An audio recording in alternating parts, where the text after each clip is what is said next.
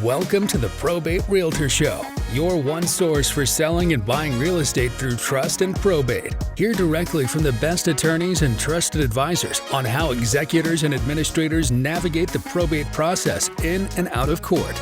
Being a personal representative or successor trustee can be a daunting task, and often beneficiaries don't have a clear plan. Let us help you make the right decision for your clients, your family, and your legacy. And now, here's your host, the probate realtor himself, Matias Baker Masucci. Welcome, everybody, to another very exciting episode of the Probate Realtor Show.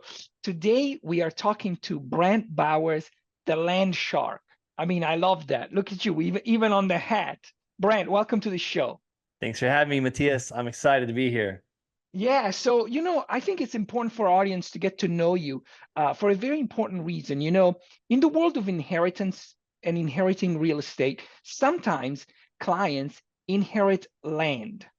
And that's always tricky because people don't know what they have. They have no knowledge, and there is so many misconceptions about land. So let me start with this question.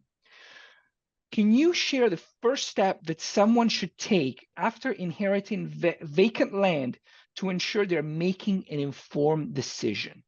Yeah, I'd say the first step is, reach out to someone like you, Matias, like that understands how to value vacant raw land. Mm-hmm. And that's the biggest trick for some people. It's like, is it always perfect? No. Number two is, get those taxes paid. Right. Get those back taxes paid. I have so much land now in inventory at this point. That's one of my thorns in my side is making sure the taxes are paid all the time. And it sucks, paying those taxes, but pay them. Right. Yeah, that makes sense.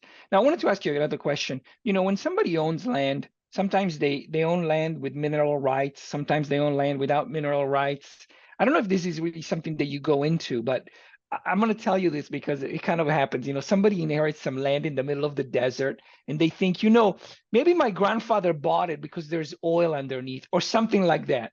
So how do you is that a misconception? Should people be like, I don't know if it's worth investigating? How do you do it when you deal with land, that it's all over the places, even just, knowing if there's something that, is there a treasure buried on the land? Yeah, I would never know. Yeah, I don't go to most of this land. I mean, 90% of it, I do not go to it. And I usually don't get the mineral rights. There's big corporations and companies that hold on to those.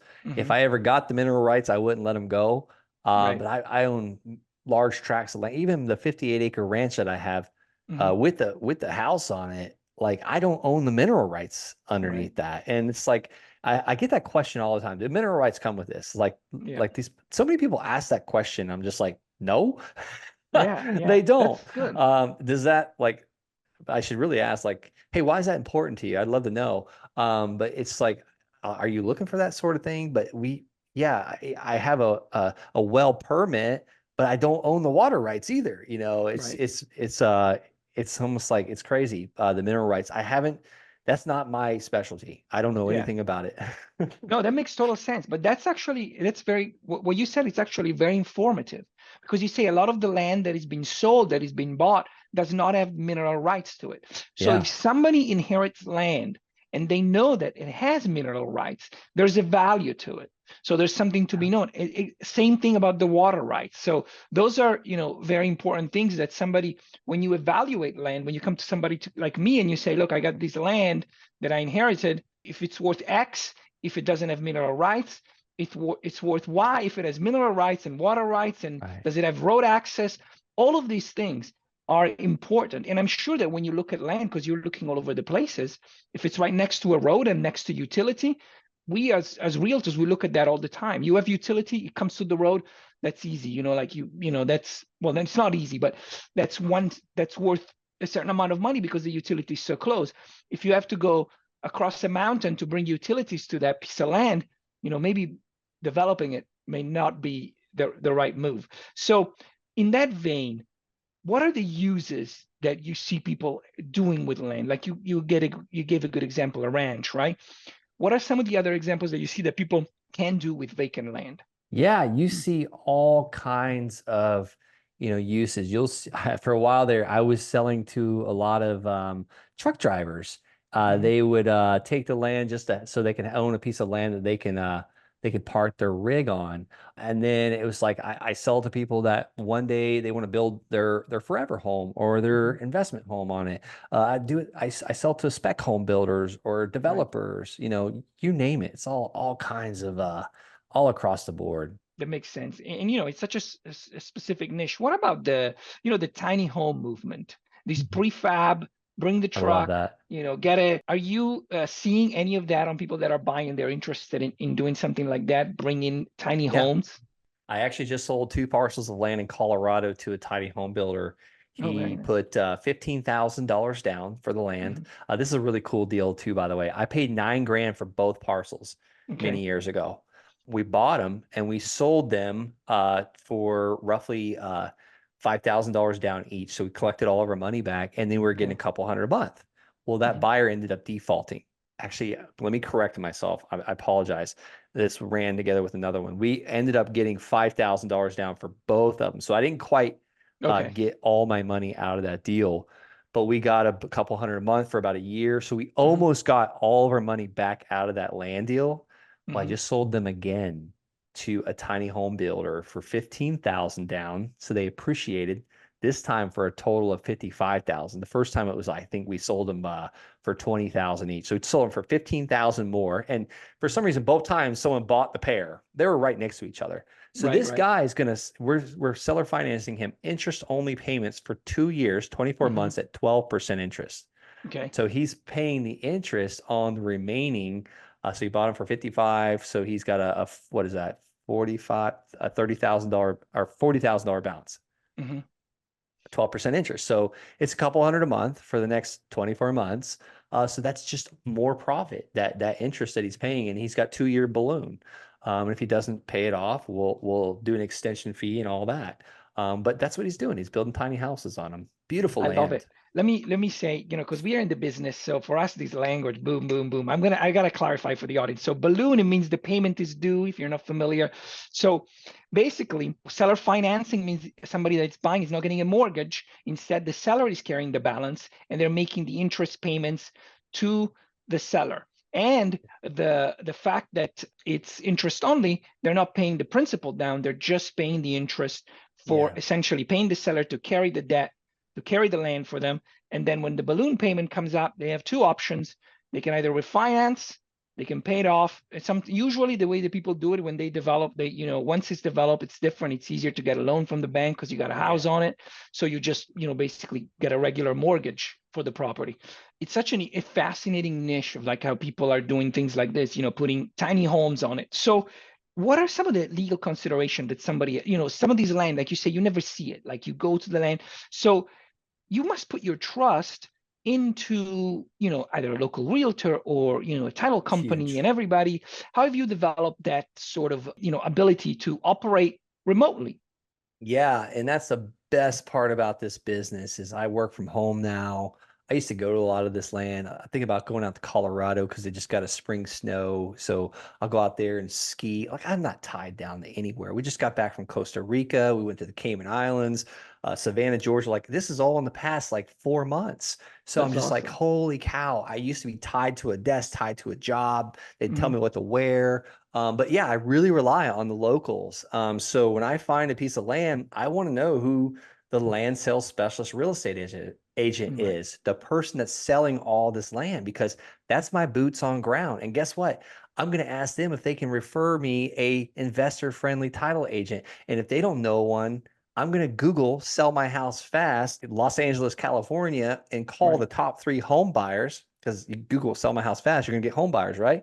So I'm going to call the top 3 and say, hey, can you help me out? I'm doing land deals in your area. I'm looking for an investor friendly title agent. Because I want to be doing like double closing mortgage wraps. Like, I get creative. Like, it's crazy what you can do with real estate. There's a million ways to make money in land. Absolutely. Absolutely. That makes total sense. If somebody decides to, let's say they inherit vacant land and they decide to develop it. I know, you're specifically focused on the sale process, but what advice, what have you seen in your experience of people who do attempt to develop vacant land? Do you have any advice in that regard? Yeah, just know what you can put on there.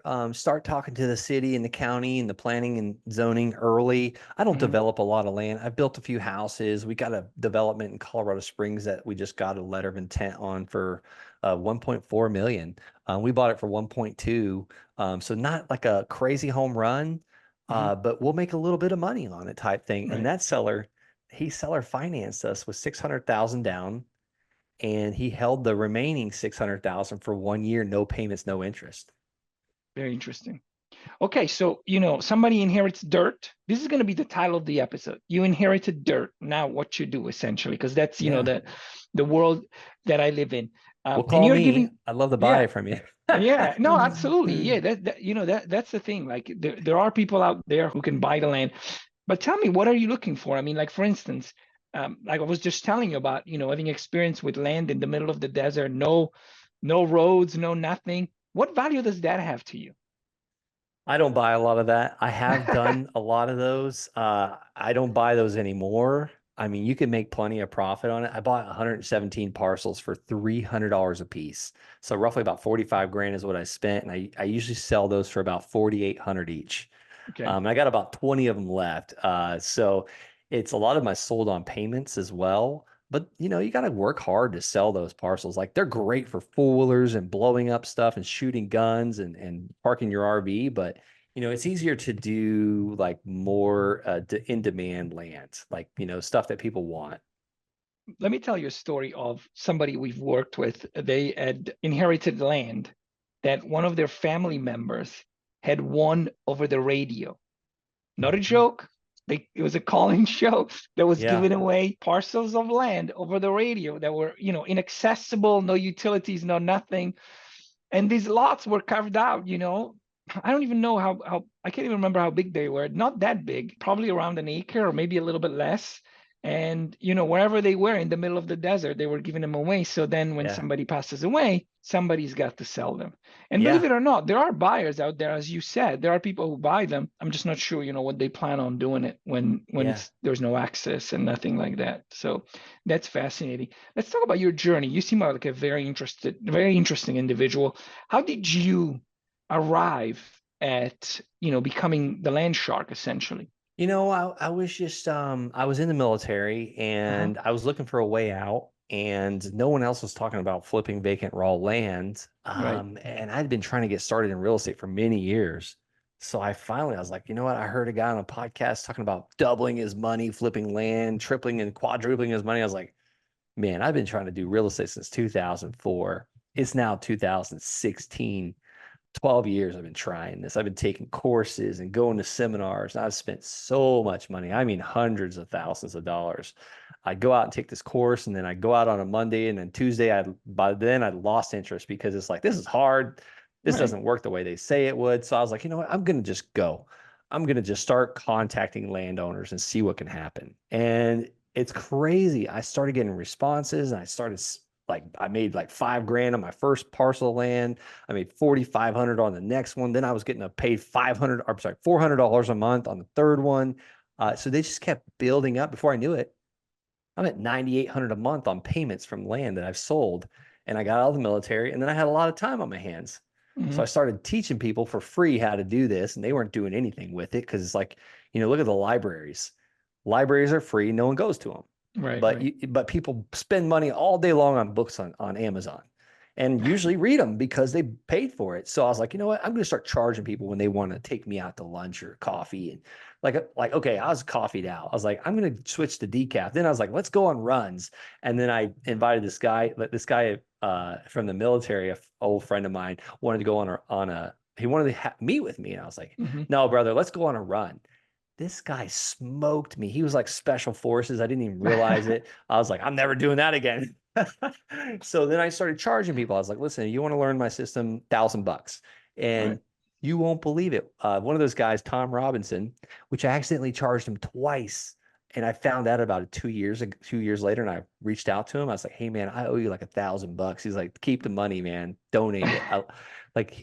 Tom Robinson, he made $1.4 million last year. in Oh, wow. 2023 on a $39,000 marketing budget for land. So it's so doable.